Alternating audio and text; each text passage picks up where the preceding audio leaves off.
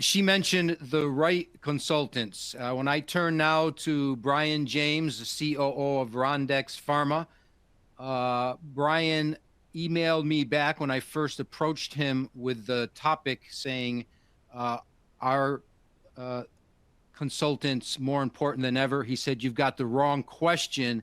The right question is, how do you get the right consultants? So Brian, maybe you can get right into that. Thank you, Lewis. I'll try a little bit. I've been a consultant for 15 years, and now I'm the COO of Rondaxe, as Lewis said. 10 years of experience in process development and outsourcing for Bristol Myers Squibb prior to that.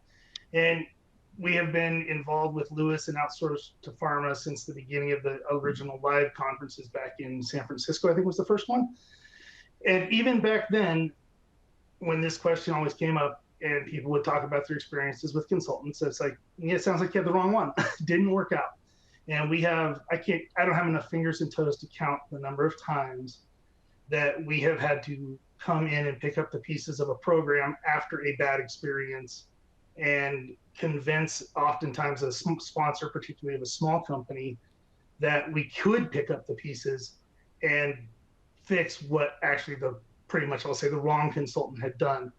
And, in some cases, a common theory that I've seen, or common theme that I've seen, are companies who reach out to former colleagues or friends and ask them for advice. And, just because Lewis, for example, recommends a CMO doesn't necessarily mean that they're the best fit for your project.